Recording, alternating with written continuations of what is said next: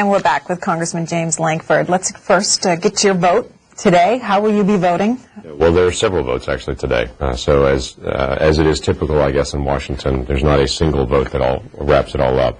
I will not be voting to approve of the Senate's changes to the House bill. Of course, we sent over a version to the Senate. The Senate then amended it, made major changes, and is sending it back to us. We're going to send back a note just saying that we disapprove of the changes and would like to go to conference. What do you disapprove of? Well, let me count the ways on the things that are really disapproval. Beginning with the first thing, they shifted it from a 1 year. All of us have been talking about House, Senate, and President, saying when you talk about unemployment insurance, SGR, which is the doc fix, and then the Social Security tax holiday for 1 year. All of those have been for 1 year. The exception for that, Republicans, we put in the House 2 years on the doc fix because that deals with Medicare patients and such, and they need some stability, what's going on in health care right now. So it's 2 years on that one. 1 year on the payroll, 1 year on the unemployment insurance. It went over to the Senate. They couldn't find agreement there, and so they punted it with 2 months and sent it back to us. Well, 2 months is very destabilizing in the economy. You can't really do tax policy in a 2-month chunk. And one of the things that we start, when it comes back to us, is that there's no reforms in the system. It's 2 months rather than 1 year. That makes a very big difference.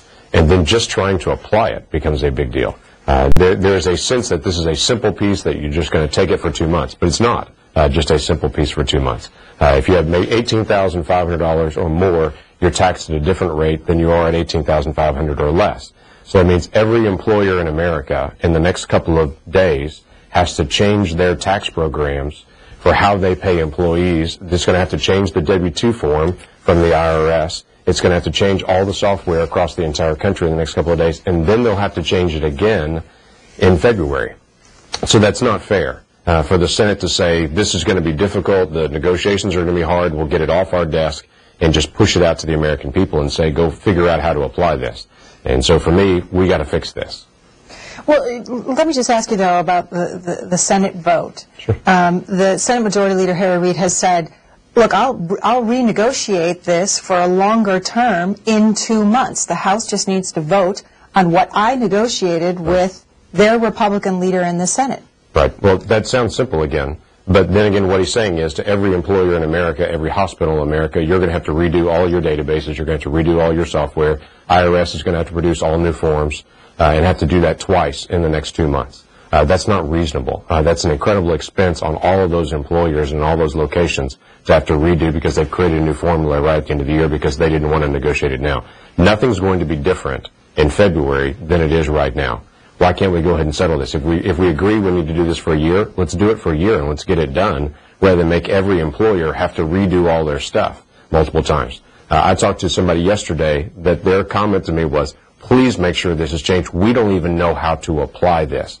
Because the rule is not just this simple 2 month. It's a very convoluted rule with this whole 18,500 rule and how it applies. And if somebody gets paid more at the beginning of the year than at the end of the year, how does that get applied? It's very difficult to apply, and IRS is not going to even have time to make a comment back to employers, so they're going to have to guess how to do it and then have a retroactive fix on it. So it's not simple. Dana Milbank's column this morning in the Washington Post, he says this, and so senators passed the extension, 89-10. Tea Party heroes, Pat Toomey, Marco Rubio, voted for the compromise. The fiercest budget cutters of them all, Senator Tom Coburn, voted for it. Republican lions such as John Cornyn, John Kyle, and Mitch McConnell voted for it. Only 7 Republicans voted no. No, I'd agree. And if I sat down with any one of them and said, how long should we do tax policy? Should we do tax policy 2 months at a time, just 60 days or 8 weeks at a time, or should we do it a year at a time or longer? I think all of them would say we can do it a year at a time. I think the feeling they were getting from the Senate is this is all Harry Reid would do. We've got to get this done. Let's just do 2 months. From the House, we're saying we can't do 2 month tax policy. That is destabilizing in our economy. Senator Dean Heller, a Republican colleague of yours from Nevada, he accused House Republicans of playing politics, saying what is playing out in Washington, D.C. this week is about political leverage, not about what's good for the American people. Congress can work out a solution without stopping the payroll tax cut extension for the middle class. Well, here's what I would say to him, and I would say to anybody else. Can anyone stand up and with a straight face say, we should do tax policy 60 days at a time on the American people?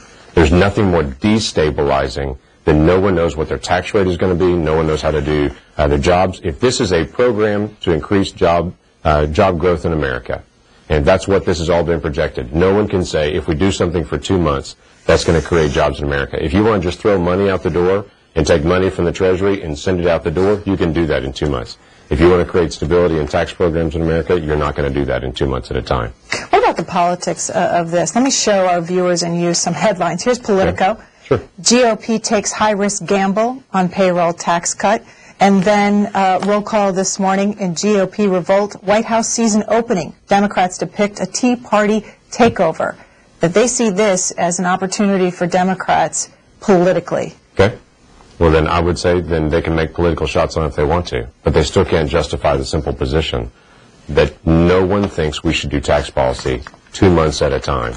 And to just trickle this along and to constantly say we're going to tweak the tax code constantly throughout the course of the year. Because what happens typically?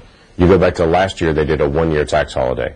Then you come to this year, they're saying, okay, we're going to do a 2-month tax policy. What happens in February when we can't determine this as well? We're going to do another 2 months and shift the tax policy again and then another 2 months. Even for people that's basic as just filing a CPA, you do everything a quarter at a time, January through the end of March. This doesn't involve a quarter. Now, just in your filing, you've got to do the first 2 months of the quarter one way and the last month of a quarter completely different. This is not the right way to do this. This is a pain for every American and how they're going to handle it. Now, if you're an employee and you're just getting the tax cut and you see that, great, you see it, but you also don't know, is that going to be there in March? Is it going to change? There's no way to know. So we're saying resolve it now.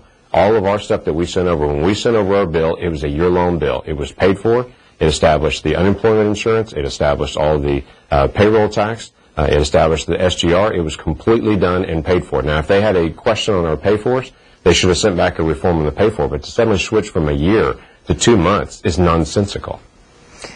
What do you, any concern, there are political ramifications, though, to all of this. Any concerns that Republicans will be blamed if it's not resolved and the payroll tax cut holiday expires? What we're doing today is that we're sending over what's called a conference report and recommending a conference. The typical normal way that everyone grew up in civics class to be able to track through a bill. The House passes a bill, the Senate passes a bill, the language is not the same, they go to conference and work it out, it comes back to both bodies and is passed. That is the normal process for a bill. We passed a bill, sent it to the Senate, they did not approve it. The Senate passed a bill, come over to the House, we're not going to approve it today. We're going to ask to go to a conference. We'll assign a conference team today from the House to say, here are our negotiators, expecting the Senate to respond with the same, to say, here are our negotiators. There's plenty of time this year to be able to work this out. We have 10 days left in this year to be able to work this out. And in the legislative time period, that's forever. There are lots of things that get done in the last 2 or 3 days. We have 10 days left. So though everyone sees the Christmas time in this, if you're dealing with a conference report time, this is not some drastic hurry. And I know everyone's saying that the building's on fire, oh my gosh, we've got to respond immediately. One of the worst things that we can do with tax policy is hurry and say, you know what, there's Christmas, just forget it. We'll just deal with this next year. Let's deal with it right now and get it done so we're not having to deal with this again in February. On the issues of the economy, the Washington Post, ABC News is out with a new poll. Whom do you trust to do a better job? When they break it down, protecting the middle class, Obama beats Republicans in Congress 50 to 35%. On the issue of tax policy, Obama is ahead, 46% to 41% to Republicans. And handling the economy, he also comes out ahead. 44% said they trust President Obama more than Republicans in Congress to handle the economy and creating jobs.